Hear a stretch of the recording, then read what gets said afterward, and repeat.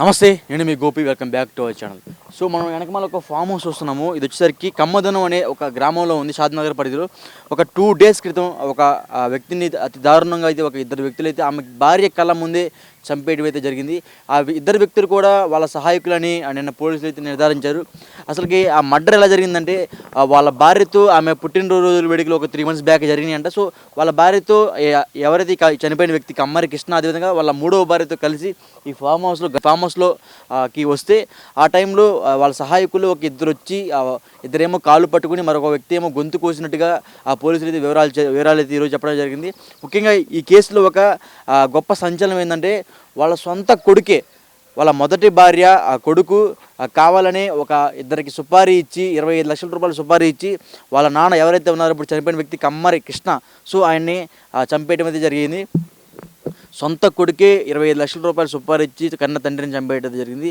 ఈ ఘటన అసలుకి ఎందుకు జరిగింది, ఆయన ఎందుకు చంపేయాల్సి వచ్చిందంటే ఈయనకి దాదాపు ఒక 100 కోట్ల పైన సుమారు ఆస్తులు ఉన్నాయంట. ఈయనకి ఈ కమ్మరి కృష్ణ అనే వ్యక్తికి దాదాపు ఒక మొత్తం 3 పెళ్ళిళ్ళు అయినాయి. 3 పెళ్ళిళ్ళు ఇప్పుడు ఎవరైతే చంపేపించిన ఒక వ్యక్తి ఎవరవుతున్నారో మొదటి భార్య కొడుకు, సో అతనే చంపేపించాడు. ఈయనకి వీళ్ళ నాన్న 3వ పెళ్లి చేసుకోవడం ఇష్టం లేక 3వ పెళ్లి చేసుకున్నా సరే ఆమెకు ఇప్పుడు ఎవరైతే ఇప్పుడు 3వ భార్య ఉన్నారో ఆమెకి ఆస్తులు మొత్తం ఆమె పేరే రాస్తున్నారు. సో ఈ కారణంగా అది ఆయన మనసులో పెట్టుకొని కక్ష అనేది ఇంకా పెంచుకొని వాళ్ళ సహాయకులు ఎవరైతే ఇప్పుడు కమ్మరి కృష్ణ ఉన్నాడో ఆ కమ్మరి కృష్ణ కింద ఒక ఇద్దరైతే పనిచేస్తూ ఉంటారు వాళ్ళ వ్యక్తిగత సహాయకులు. సో వాళ్ళు ఎప్పటి నుంచో పనిచేస్తూ ఉన్నారు. బట్ కొంతకాలంగా వాళ్ళు సరిగ్గా పనిచేయట్లేదని ఈ కమ్మరి కృష్ణ అతను వాళ్ళని జాబ్లో నుంచి తీసేయడం జరిగింది. మరలా వాళ్ళు మేము మళ్ళీ మంచిగా పనిచేస్తామని ఈ కమ్మరి కృష్ణ దగ్గరికి మరలా వచ్చి జాయిన్ అయ్యారు. ఈ జాయిన్ అయిన 3 నెలల తర్వాత ఈ ఘటన అయితే చోటు చేసుకుంది. సో ఈ ఘటన వచ్చేసరికి కమ్మదనం షాద్నగర్ పరిధిలో అయితే జరిగింది. కనబడుతుంది, మనకి వెనకమాల విజువల్ చూసుకోవచ్చు. సో మనం వెనకమాల కనబడుతుంది కదా, ఒక డబల్ స్టేర్ బిల్డింగులో మర్డర్ అయితే జరిగింది. పైన మన బ్లాక్ కలర్ అనేది సెకండ్ ఫ్లోరు, దాని కింద వచ్చేసరికి ఫస్ట్ ఫ్లోర్లో మర్డర్ అయితే జరిగింది. ఆ సమయంలో సెకండ్ ఫ్లోర్లో వాళ్ళ భార్య ఎవరైతే ఉన్నారో 3వ భార్య, సో ఆమె అయితే సెకండ్ ఫ్లోర్లో ఉంది. ఆ ఫస్ట్ ఫ్లోర్లో కమ్మరి కృష్ణ అయితే ఉన్నాడు.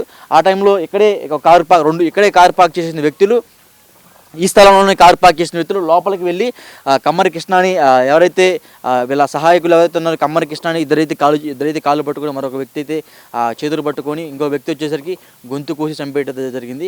సో ఈ శబ్దాలు అంటే ఆయన గట్టిగా అరవడం వల్ల ఈ శబ్దాలు విని వాళ్ళ 3వ భార్య బయటకు వచ్చేసరికి ఆయన హుటాహుటిన హాస్పిటల్కి దగ్గరలో ఉన్న శంషాబాద్ హాస్పిటల్కి అయితే తరలించడం జరిగింది. సో మనం చూసుకోవచ్చు, ఒకసారి లోపలికి రావచ్చు. సో లోపలైతే ప్రస్తుతానికి అయితే గేట్లెస్ ఉన్నాయి. సో మనం పైన చూసుకోవచ్చు మొత్తం ఈ ఫామ్ హౌస్ అని దాదాపు ఒక 5 ఎకరాల పరిధిలో ఉంటుంది, 5-6 ఎకరాల పరిధిలో ఉంటుంది. సో సుమారు దీని విలువే దాదాపు ఒక 15 కోట్ల మేర ఉంటుంది అని అంచనా ఉంది పక్క. ఎందుకంటే ఇదంతా రియల్ ఎస్టేట్ వ్యాపార రంగం, ఇదంతా షాద్నగర్ అనేది. సో ఈ షాద్నగర్ పరిధిలో జరిగింది ఇదంతా.